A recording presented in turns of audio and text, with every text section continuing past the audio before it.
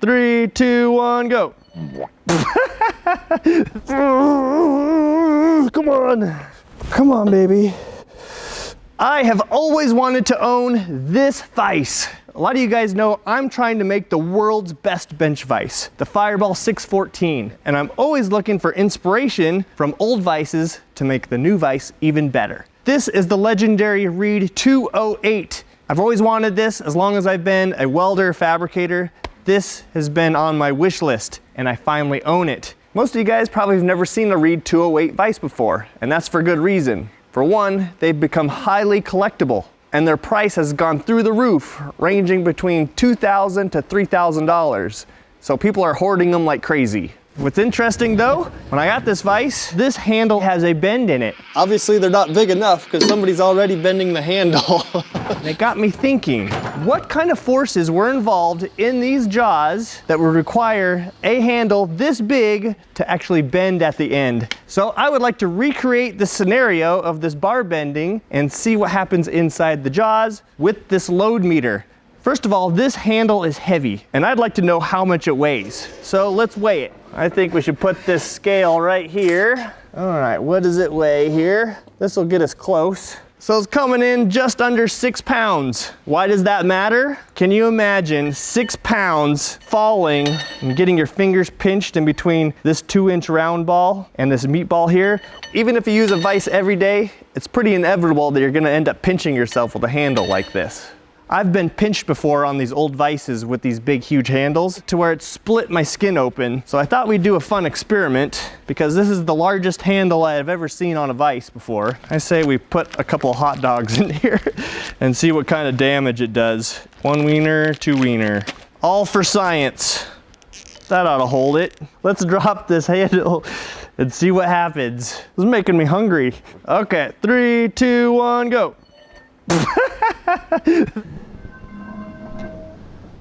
That was pathetic. Let's do that again. Oh, but even that smooshed them pretty good. I mean, that's what your finger would look like. And that didn't even slap. One more time.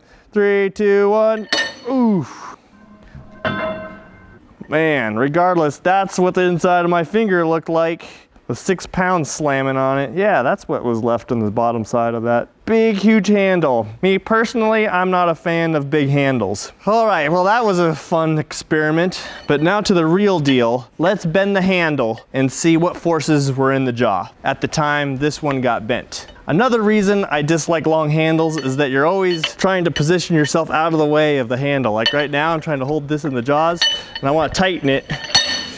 Knocking knees, knocking elbows. All right, so let's put the probe in here. Now let me pull on it as hard as I can and see what kind of damage it does. Come on.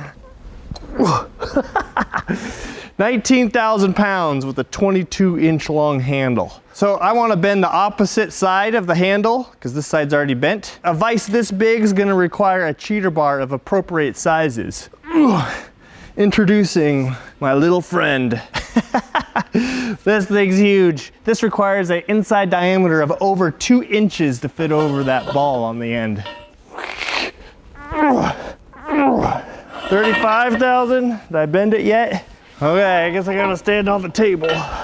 I don't have a feeling I'm gonna hurt myself. Why does your back hurt so much?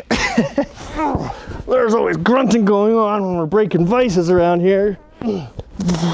39, 40. Yeah, gravity, come on, baby. Oh, 45. Okay, something's happening. It's not going up, so I must be bending the handle. Yes. Okay, whoo. We got the number we wanted.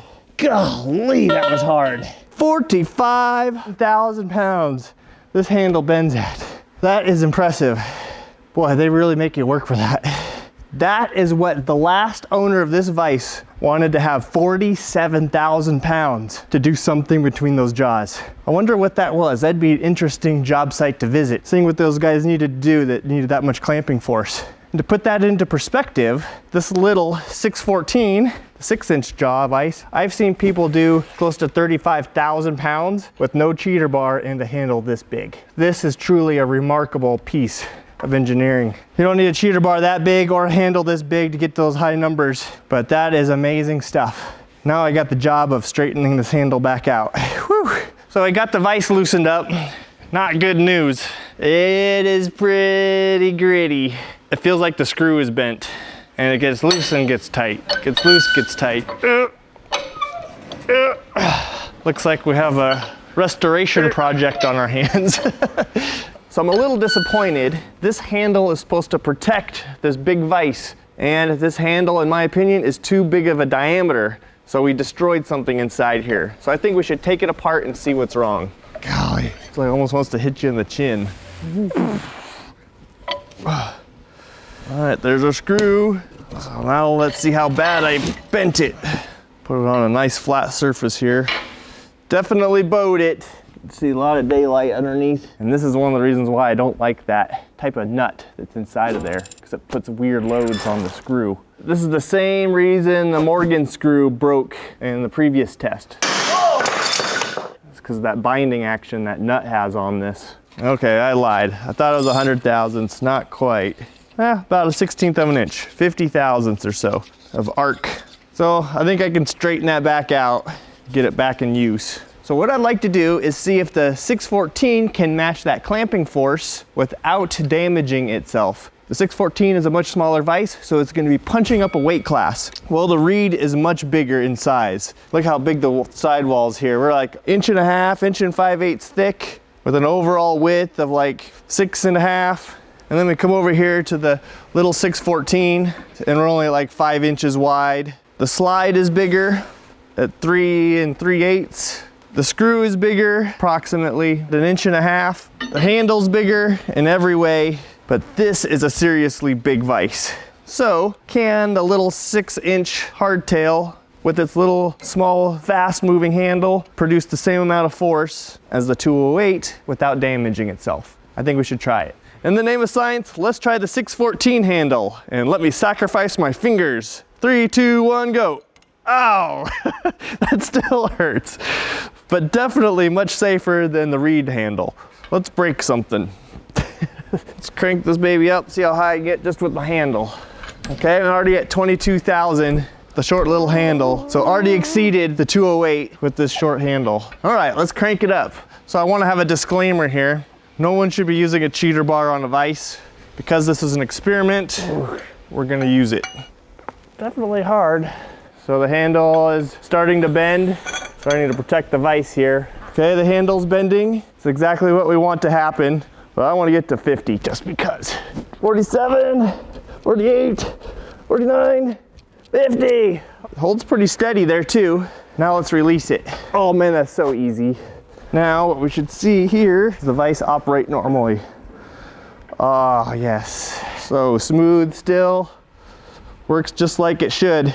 No grinding. That is a good vise design. This vise is so awesome with that straight pull design. It kind of makes this old 208 kind of clunky the way its big handle is. Let's do one more check. Let's see how smooth the dynamic jaw is in the bore. So I got the screws out of the back of the nut here, and we're just gonna do a slide push test. Like a bolt action rifle. I haven't even had cabinet drawers this smooth before.